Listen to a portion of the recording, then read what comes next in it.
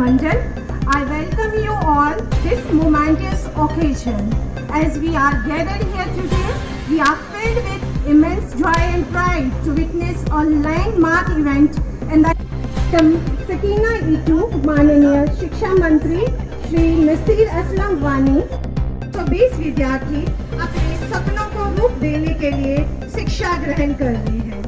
This newly in our to our today's chief guest, Janab Umar Abdullah, Honorable Chief Minister J&K. मेरे adviser Nasir Aslam वानी साहब, हमारे आज के मुकामी एमएलए और एक हिसाब से मेज़बान जनाब चंद्र प्रकाश गंगा साहब, हमारे एक और मेहमान यहाँ पे आए हुए गुलाबगढ़ के एमएलए इंजीनियर खुर्शीद साहब, additional chief secretary higher education department जनाब शांतमनु साहब, additional chief secretary chief minister's office जनाब धीरज कुमार साहब, धीरज गुप्ता साहब, डीसी सांबा जनाब राजेश शर्मा साहब, principal government degree college Purmandal professor Twinkle Suri साहिबा, नेशनल कॉन्फ्रेंस के मेरे सूबाई सदर और सीनियर साथी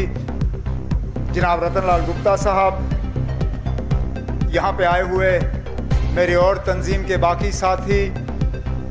गवर्नमेंट डिग्री कॉलेज पुरमंडल के यहाँ पे तमाम फैकल्टी, स्टूडेंट्स, यहाँ आए हुए मोअज़्ज़िज़ ख़वातीन और हज़रात, प्रेस के मेरे दोस्तों, आप सबको मेरे तरफ से अस्सलाम वालेकुम, आदाब और सत श्री अकाल। सबसे पहले तो मैं अपनी खुशकिस्मती समझता हूँ कि आज यहाँ पुरमंडल की इस सरजमीन पे आके आप लोगों के हवाले ये गवर्नमेंट डिग्री कॉलेज का नया शानदार बिल्डिंग जो है ये आज मेरे हाथों आपके हवाले किया गया। इसके लिए मैं सकीना और इनके तमाम टीम का शुक्रगुजार हूँ और इनको मुबारकबाद भी पेश करता हूँ। वाकई दो चीज़ें हैं तो तीसरी चीज़ की ज़रूरत नहीं होगी। सेहत हो, तालीम हो तो तरक्की खुद ब खुद होगी, और दोनों चीज़ों की जिम्मेदारी जो है वो सकीना यक्तू के हाथों है। ये हमें सेहतमंद रखें, ये हमें पढ़ाएं लिखाएं,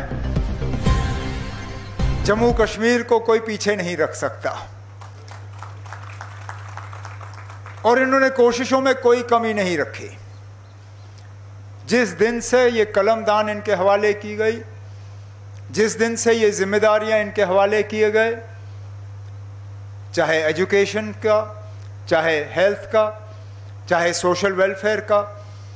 एक दिन ऐसा नहीं जहां कहीं ना कहीं इन्होंने अपनी कोशिशों के नतीजे में इन बहुत ही ज़्यादा जो अहमियत रखते हुए ये मंत्रालय हैं, मिनिस्ट्रियां हैं, महकमे हैं, इनमें इन्होंने काम नहीं किया। इनकी कोशिश रही कि दूर दराज इलाकों में हस्पताल जो हैं वो नए सिरे से खड़े हों। जो एक डॉक्टरों की कमी हमें विरासत में मिली, उस डॉक्टरों की कमी को ये आहिस्ता आहिस्ता ठीक कर रहे हैं। इसी तरह तालीम के निज़ाम में जहाँ स्कूलों को बेहतर करने की ज़रूरत है, जहाँ कॉलेजों को बेहतर करने की ज़रूरत है, जहाँ स्कूलों को अपग्रेड करना है, जहाँ नए कॉलेज बनने हैं, जहाँ पुराने कॉलेज बने हैं उनमें नए सब्जेक्ट सिखाने हैं, रोज़ कहीं ना कहीं ये अपनी कोशिशें जो है कर रही हैं। और ये इन्हीं कोशिशों का नतीजा है कि आज ये गवर्नमेंट डिग्री कॉलेज पुरमंडल, जो इससे पहले एक अलग बिल्डिंग में इसको जो है चलाया जा रहा था, आज ये इसको एक घर वापसी कहिए, ये डिग्री कॉलेज जो है अपने घर इसको हमने वापस लौटा दिया है। इसके साथ साथ इस कॉलेज के साथ जुड़े हुए जो बच्चे हैं, या इस इलाके के जो बच्चे हैं जो इस कॉलेज में तालीम हासिल करना चाहते हैं, लेकिन जो स्ट्रीम वो चाहते हैं वो स्ट्रीम यहाँ पे है नहीं, मैं उनको यकीन दिलाना चाहता हूँ कि हमारी पूरी कोशिश होगी कि जो अभी एमएलए साहब चंद्र प्रकाश जी के हाथों जो मेमोरेंडम यहाँ के स्टूडेंट्स ने हमारे हवाले किया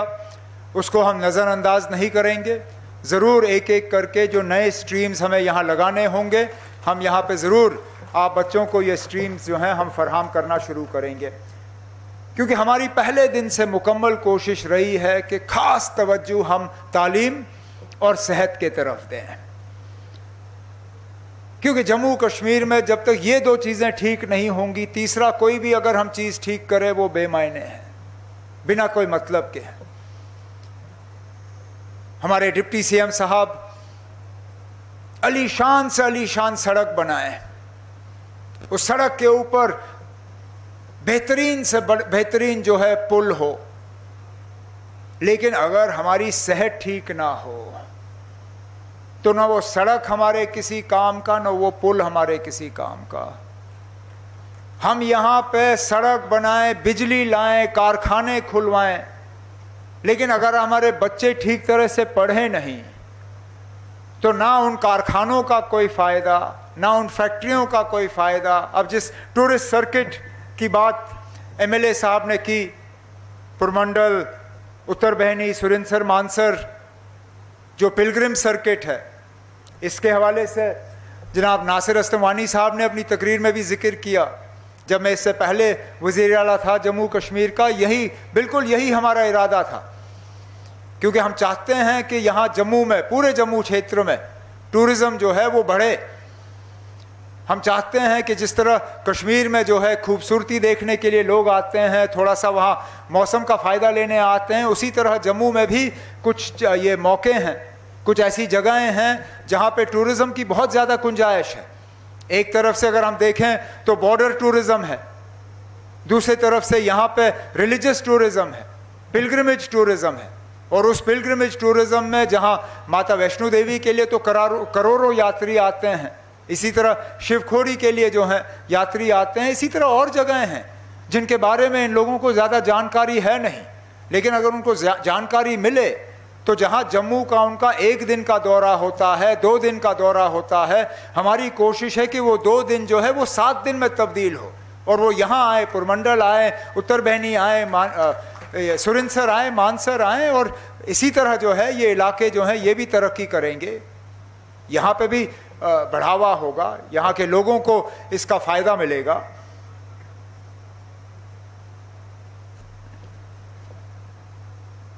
डिप्टी सीएम साहब ने अपनी तकरीर में हमारे मुकामी एमएलए जनाब गंगा साहब को 2-3 बातें तो कहीं। मैं हट के गंगा साहब को जो है एक तो यहाँ आने पे शुक्रिया करना चाहता हूँ, और दूसरा जो इनकी तकरीर में हमारी हौसला अफजाई हुई उसके लिए भी इनका शुक्रिया करना चाहता हूँ। और मैं ये मैं समझाऊँ क्यों। गंगा साहब ने अपनी तकरीर में 2-3 चीज़ों के हवाले से बात की। यहाँ के सड़कों को बेहतर बनाने की बात हुई, यहाँ के टूरिज़म सर्किट के हवाले से बात हुई, यहाँ पे पानी की किल्लत और उसको दुरुस्त करने के हवाले से बात हुई, यहाँ पे डिग्री कॉलेज में कोर्सेज़ को बढ़ाने के हवाले से बात हुई, और बड़ी अच्छी बात है,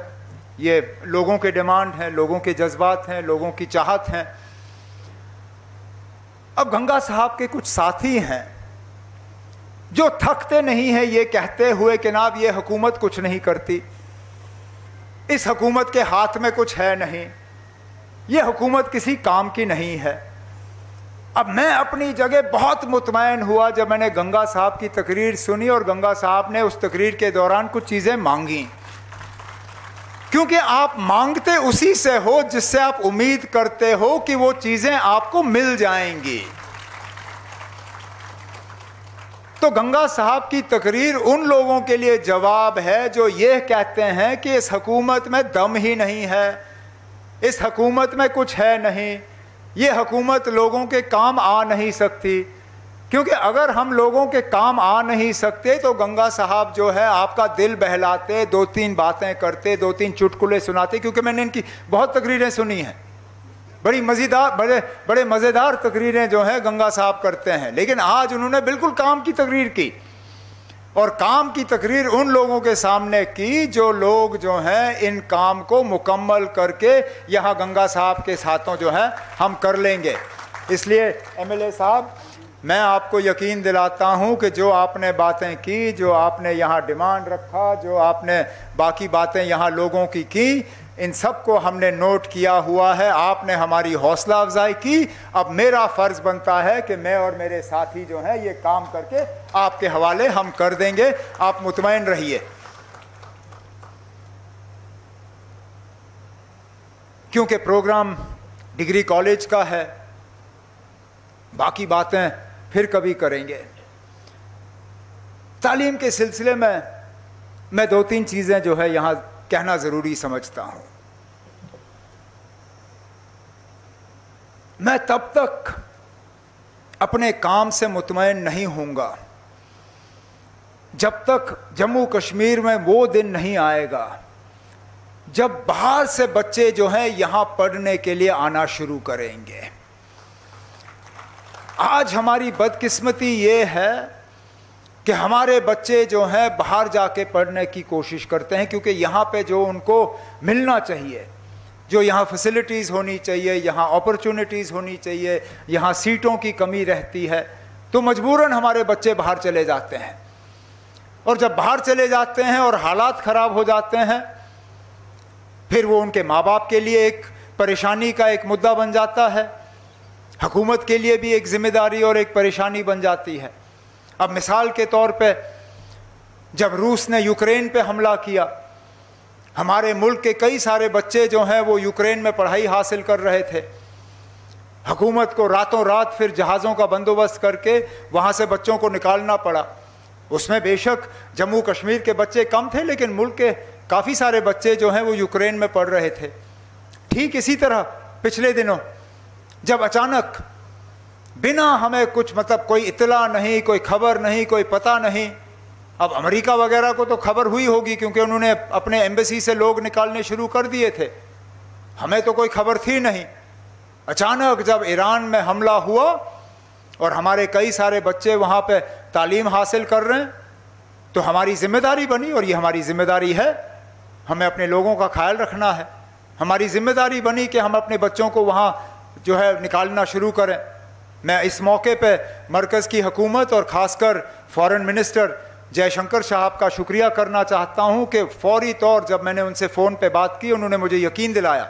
कहा कि जनाब हमारा पूरा इरादा है कि हम इनको निकालना शुरू करेंगे। और निकालने का सिलसिला शुरू हुआ। 90 के करीब बच्चे जो हैं वो वापस आ गए हैं, कुछ और जो हैं वो निकलना शुरू हो गए हैं। और मैं इस मौके पे उनके माँ बाप को यकीन दिलाना चाहता हूँ कि हमारे तरफ से हर वो इक़दामात और हर वो कदम उठाया जाएगा कि सारे बच्चे जो हमारे लगभग 1300-1400 के आसपास जम्मू कश्मीर के बच्चे जो हैं वो ईरान में पढ़ रहे थे, उन सब को हम वहाँ से निकाल के अपने घर जो है यहाँ वापस लौटा देंगे। लेकिन जो मैं बात कह रहा था वो ये कि हम चाहते हैं कि जम्मू कश्मीर में तालीम का निज़ाम जो है वो और बेहतर हो, यहाँ और कॉलेजेस खुलें और यूनिवर्सिटीज़ खुलें। मुझे हमेशा ये अफसोस रहा कि जहाँ बाकी रियासतों में, चाहे हमारे हमसाए में, पड़ोस में आप देखें हिमाचल में कितने प्राइवेट यूनिवर्सिटीज़ आए, कितनी अपॉर्चुनिटीज़ बने, इसी तरह पंजाब में देखिए, हरियाणा में देखिए, जम्मू कश्मीर में वो निज़ाम फ़िलहाल बना नहीं। और हमारी ये कोशिश रहनी चाहिए कि जहाँ गवर्नमेंट के कॉलेजेस को हम मजबूत करें, गवर्नमेंट की स्कूल्स को हम मजबूत करें। गवर्नमेंट के स्कूल्स जो हैं जम्मू कश्मीर के सबसे बेहतरीन स्कूल्स होने चाहिए। और ये मैं आपको वादा देता हूँ कि सकीना यत्तू के हाथों हम जम्मू कश्मीर के जो स्कूल हैं, सरकारी स्कूल्स, इन सब को अपग्रेड करके आपके हवाले कर देंगे। शुरुआत हमने बजट में की। हमने बजट के ज़रिए स्मार्ट क्लासरूम्स और इंटीग्रेटेड स्कूल्स के हवाले से बात की, हमने कॉलेजेस के अपग्रेडेशन के हवाले से बात की, हमने प्राइवेट यूनिवर्सिटीज़ को यहाँ इजाज़त देने के हवाले से बात की। मकसद हमारा ये कि हमारे बच्चे जो हैं वो तालीम हासिल करें और बाकी मुल्क में जो है वो मुकाबला कर सकें। ठीक इसी तरह कुछ दिनों के बाद एक नया प्रोग्राम हमारी हुकूमत के तरफ से यहाँ के नौजवानों को एक तोहफे के तौर पे दिया जाएगा, जिसके तहत हमारी कोशिश है कि यहाँ के नौजवानों को हम नई तरबियत दें, नई ट्रेनिंग दें, नए कोर्सेज में हम उनको शामिल करें, ताकि वो आगे जाके या तो खुद एंटरप्रेन्योर बने, खुद कारखाने खोले, या वहाँ रोज़गार और नौकरी हासिल करने के लायक रहें। क्योंकि नहीं तो क्या होता है, हम डिग्री कॉलेज या यूनिवर्सिटी में बच्चों को तालीम देते हैं और फिर वो हमारे पास पहुँच के कहते हैं ना, अब तो हमने तालीम ली, अब हमें सरकारी नौकरी दे दीजिए। और सरकारी नौकरी की गुंजाइश उतनी है नहीं जितनी बेरोज़गारी है। और इसलिए मैं बार बार कहता हूँ कि बेरोज़गारी का खात्मा जो है वो सरकारी नौकरियों से नहीं होगा। बेरोज़गारी का खात्मा तब होगा जब हम अपने बच्चों बच्चियों को इस हद तक तैयार करेंगे तालीम के ज़रिए, ट्रेनिंग के ज़रिए, कि वो दुनिया के किसी भी कंपनी में जाके मुकाबला करके वहाँ जो है अपनी जगह पा सकेंगे। और मैं जम्मू कश्मीर के नौजवानों को, बच्चों को, बच्चियों को यकीन दिलाना चाहता हूँ कि जब तक हमारी हुकूमत है हम एक दिन भी ज़ाया नहीं करेंगे उस मकसद उस मुकाम तक पहुँचने के लिए जहाँ पे हमारे बच्चों का मुस्तकबिल जो है वो रोशन हो, जहाँ पे हमारे बच्चों का मुस्तकबिल जो है वो बेहतर हो, और जहाँ पे हमारे बच्चे जो हैं वो जम्मू कश्मीर को उस बुलंदी, उस ऊंचाई तक पहुँचाएँ जिस ऊंचाई के ख्वाब हमने देखे, जिस ऊंचाई के ख्वाब हमें विरासत में मिले, और जिस ऊंचाई तक पहुँचाने का जो है हम इरादा रखते हैं। मैं एक बार फिर इस मौके पे ख़ासकर सकीना यत्तू साहिबा को, इनके एडिशनल चीफ सेक्रेटरी साहब को, हायर एजुकेशन डिपार्टमेंट के तमाम अफसरों को, प्रोफेसर ट्विंकल सूरी साहिबा और इनके फैकल्टी को इस शानदार जो